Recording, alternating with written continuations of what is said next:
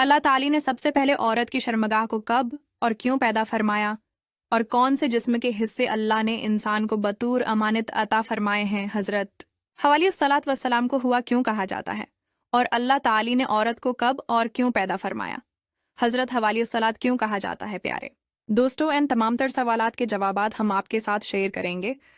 लिहाजा आपसे हमारी गुजारिश है कि हमारी उस वीडियो को आखिर तक देखें। मोहतरम नाजरीन, हजरत हवाली सलात वसलाम दुनिया की वो पहली औरत है जिनको अल्लाह ताली ने जन्नत के अंदर तख्लीक फरमाया, और ये हजरत आदम अलैहिस्सलाम के बाद दूसरी बशरी मखलूक है, क्योंकि हजरत आदम और हजरत हुआ अलैहिस्सलाम से आगे बशरी मखलूक चली। इस वजह से उन्हें तमाम इंसानों की माँ कहा जाता है, जैसा कि अल्लाह ताली ने कुरान पाक में अरशाद फरमाया वही है जिसने तुमको एक जान से पैदा फरमाया और इसी से उसकी बीवी को भी पैदा फरमाया ताकि वो उससे सुकून हासिल कर सके। मोहतरम नाजरीन, इस आयत के तर्जुमा से पता चलता है कि अल्लाह ताली ने औरत जैसी हुसीन मखलूक को आदम और उनके बेटों की तस्कीन के लिए पैदा फरमाया है ताकि इंसान औरत के कुर्ब से सुकून हासिल कर सके। एक रवायत में आता है कि हजरत आदम अलैहिस्सलाम जन्नत में कुछ अकीलापन महसूस करते थे, क्योंकि जन्नत कि अंदर आपकी जिन से आपके अलावा और कोई मखलूक मौजूद न थी, फरिश्ते मौजूद थे जो कि नूरी मखलूक थे। मोहतरम नाजरीन, फिर एक दिन हजरत आदम अलैहिस्सलाम सोए हुए थे। अल्लाह ताली ने उनकी बाएं पसली से हजरत हवा अलैहिस्सलाम को पैदा फरमा।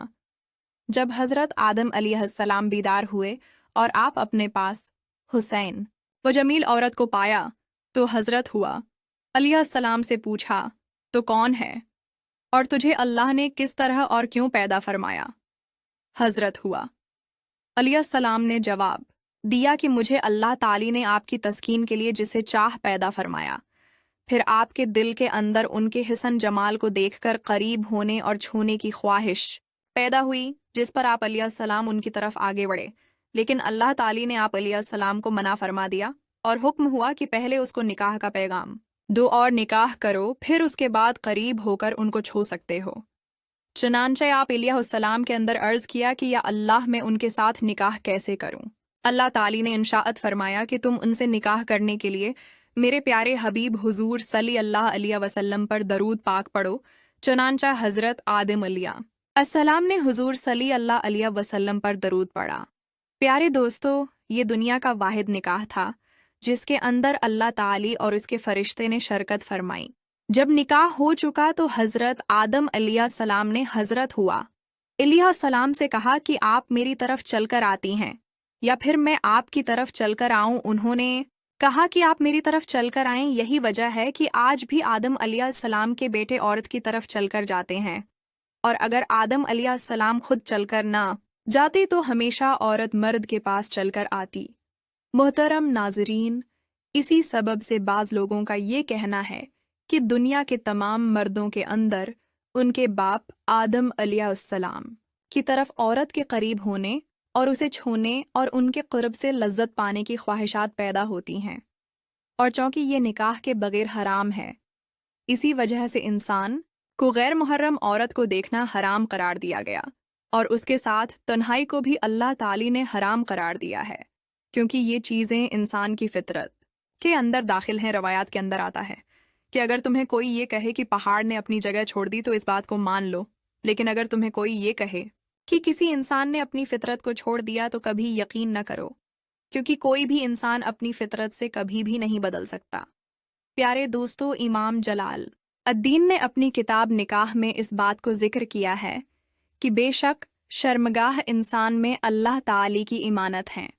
और आपने फरमाया कि सबसे पहले अल्लाह ताली ने औरत की शर्मगाह को पैदा फरमाया और इसी तरह मर्द भी,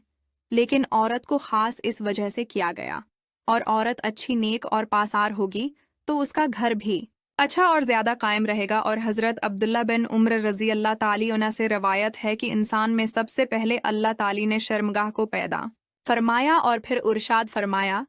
कि ये मेरी तेरे पास अमानत है, लिहाजा आपने उस शर्मगाह का इस्तेमाल इसी जगह पर कभी नहीं करना कि जहाँ पर उसका इस्तेमाल करना हराम हो। मोहतरम नाजरीन, बस शर्मगाह अमानत है,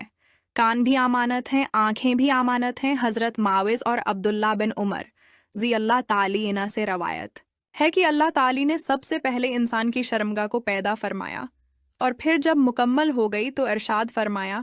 کہ اس کو حلال جگہ پر ہی ڈالنا۔ ابن اساق سے روایت بیان فرمایا کہ جب اللہ تعالی نے حضرت آدم ﷺ کو پیدا فرمایا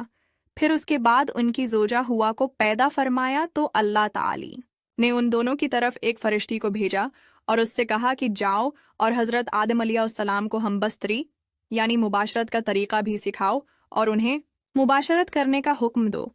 پھر جب حضرت آدم علیہ السلام نے حضرت حوا علیہ السلام سے اسی طریقے کے ساتھ ہم بستری یعنی شریعت تقاضی پورا کیا تو حضرت حوا علیہ السلام نے حضرت آدم علیہ السلام سے فرمایا، اے میرے شوہر آدم، یہ کام تو بہت اچھا ہے، میرے ساتھ یہ کام اور زیادہ کرو۔ پیارے دوستو، اس روایت کے بارے میں بعض علماء کا یہ کہنا ہے کہ یہ حدیث باطل ہے۔ ناظرین، ان تمام تر روایات سے ہمیں پتہ چلتا ہے کہ اللہ تعالی نے عورت کے اندر سب سے پہلے اس کی شرمگاہ کو پیدا فرمایا۔ اس کی وجہ یہ تھی کہ کیونکہ اس کی ذریعے اسی سے آگے نسل انسان بھی چلنی تھی اور اسی سبب سے اللہ تعالی نے اس کو اپنی امانت قرار دیا ہے۔ ناظرین، روایات کے اندر آتا ہے کہ حضرت حوا علیہ السلام کی تخلیق کے بعد ایک دن فرشتوں نے حضرت آدم علیہ السلام سے بطور امتحان یہ سوال کیا کہ حضرت حوا علیہ السلام کا نام ہوا کیوں رکھا گیا ہے؟ آپ علیہ السلام نے فرمایا کہ اللہ تعالی نے ان کو زندہ انسان سے پیدا فرمایا ہے، اسی وجہ سے ان کا نام ہوا علیہ السلام رکھا گیا ہے۔ یہ بات یاد رکھیے کہ ایک مقام پر حضور صلی اللہ علیہ وسلم نے ارشاد فرمایا، اس شخص کا کوئی ایمان نہیں ہوگا جو کہ ایماندار نہ ہو، یعنی کہ ایمانت کے حفاظت کرنے والا نہ ہو۔